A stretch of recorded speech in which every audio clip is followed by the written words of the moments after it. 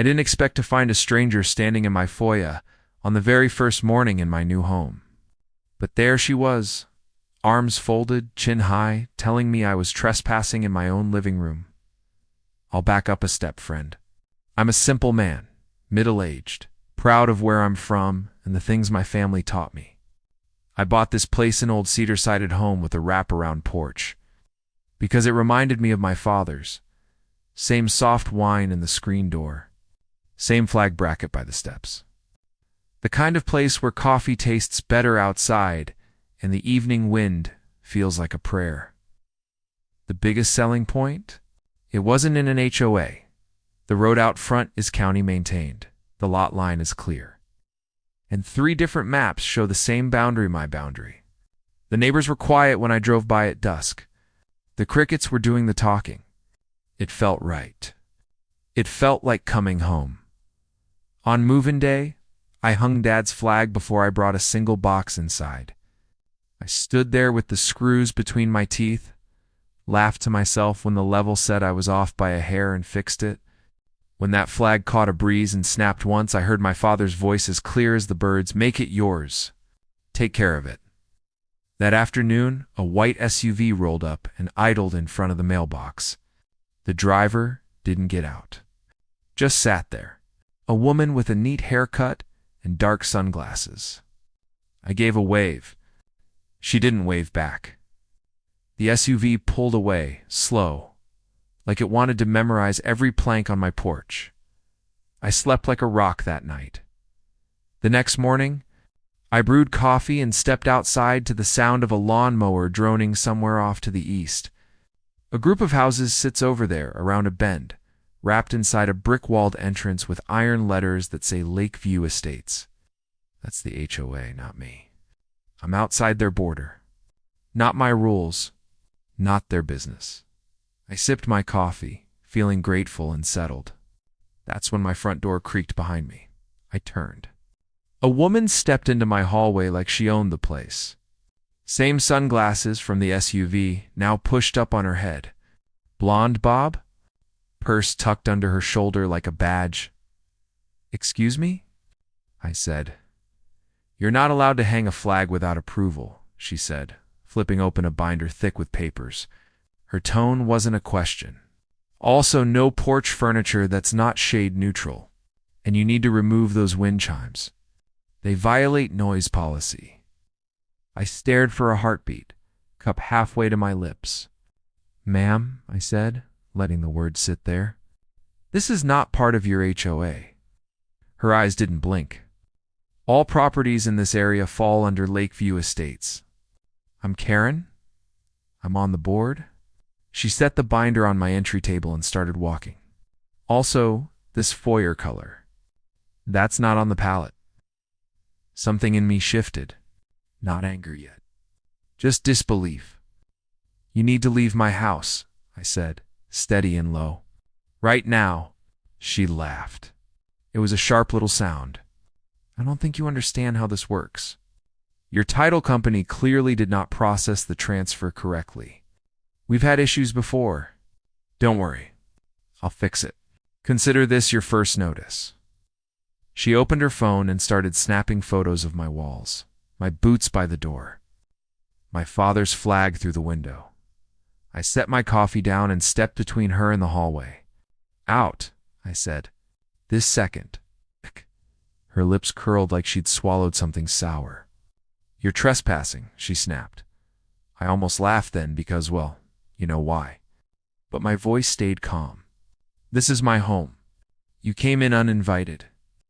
I'm asking one last time leave." She finally moved, but only to my porch, where she planted herself like a sentry. She pointed at the flag. "Take that down.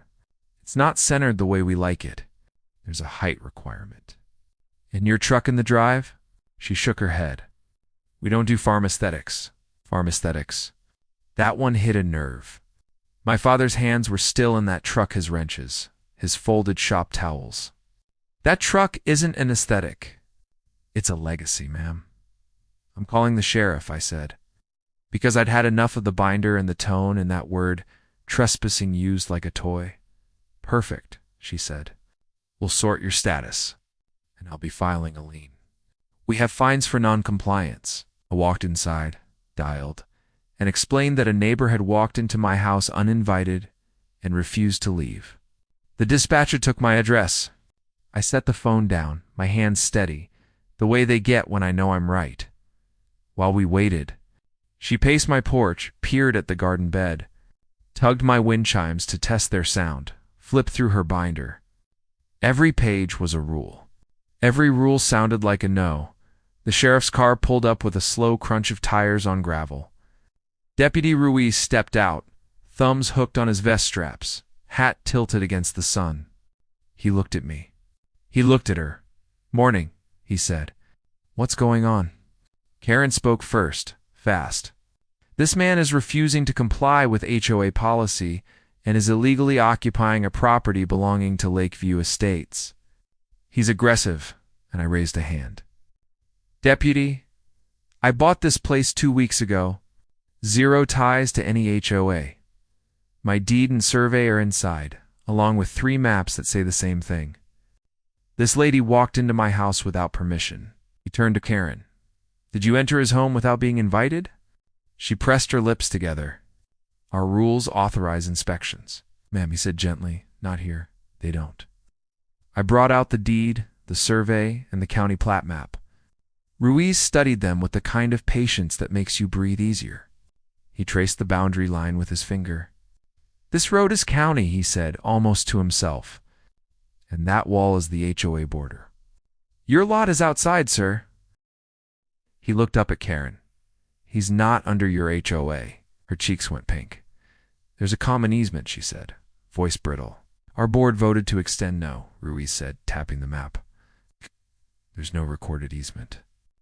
If you have new paperwork, you can take it to the county. But you can't step onto his porch or into his home without permission. That's trespassing. The word landed right this time. She flinched. Then the anger came, hot and crackling. This is unacceptable. If he lives here, he's going to make our property values plummet. Look at that truck. Look at that flag. This isn't the image we cultivate. I felt heat rise in my chest, then settle into something stronger than anger. Pride. I nodded toward my father's flag. That flag was on my dad's porch every day he was alive, I said. It stays. Ruiz gave a quiet nod. Ma'am, I'm going to ask you to leave the property. She stared at me like she could. Burn holes through my shirt, then snatched her binder and stomped to her SUV. She slammed the door, tires spitting gravel as she shot away. I exhaled and leaned against the porch post. Ruiz handed back my papers. You did right calling, he said. Keep copies of these handy. If anyone else comes by, give us a ring. Appreciate you, I said. The wind moved the flag, soft, steady sound. That should have been the end. But bullies don't like being told no. Over the next week, I've got a stack of envelopes, official stamps, red ink, threats about fines. I ignored the ones with HOA letterheads and took the rest to my lawyer, who smiled like a man who likes puzzles and called the county recorder. That same week, I came home to find a realtor's lockbox clipped to my front door. It was new, shiny, winking in the sun like a dare. I took a picture, shook my head, and cut it off with my father's bolt cutters, the ones he used on padlocks at the old barn when storms rattled the hinges. I set that lockbox on the porch rail like a trophy and called the sheriff again. Ruiz arrived with a second deputy. They photographed it, took my statement, and asked permission to check the camera footage. My little motion cam had captured it, Alcarin striding up at noon, sunglasses glinting, lockbox in hand. Calm as you please. Click, twist. Leave. Breaking and entering, Ruiz said. Attempted unlawful entry. Tampering. 2 days later, a county official knocked on my door with a folder of verified documents. Just so you have it, he said, handing me certified copies showing the HOA boundary ending a full lot before mine. There's been grumbling from their board for clearing the air. That night, 3 of my actual neighbors' folks, who lived on the county side like me, walked over with lemonade and folding chairs. We sat in the dusk, listening to the wind and the low chorus of frogs. They told me how the board had tried something similar a few years back with a retired mechanic who kept an American flag garden. The board didn't like the color of his shed. He didn't like being pushed. He won. "Welcome to the hollow outside the wall," one of them said with a grin. We laughed. It felt like family. The next morning, I found a handwritten note tucked under a rock at the edge of my drive. Not an apology, not even close. But a line from Karen, careful penmanship on expensive paper. "We expect compliance and will be monitoring your activities." I read it twice, folded it, and slid it into a drawer. Then I brewed coffee, stepped outside, and tightened the flag's halyard. The sun came up and lit that fabric from behind until it looked like stained glass. In the days that followed, the board tried a few more tricks. They parked a security patrol car across the county line, hoping to spook me. They called the county to complain about my unapproved landscaping. The county inspector came out, shook my hand, and admired my tomato plants. "You're good," he said, squinting toward the HOA wall. "They're out of their lane." It all culminated one Saturday morning when I walked out to find Karen herself standing at my property line with two board members, tape measure in hand. She'd brought a small stepladder. She was measuring my fence from their side of the wall, calling out numbers like a conductor. I walked down with the calm that comes from clear lines and clear conscience. "Morning," I said. She didn't answer. The man next to her did. "We're calculating encroachment." "No need," I said.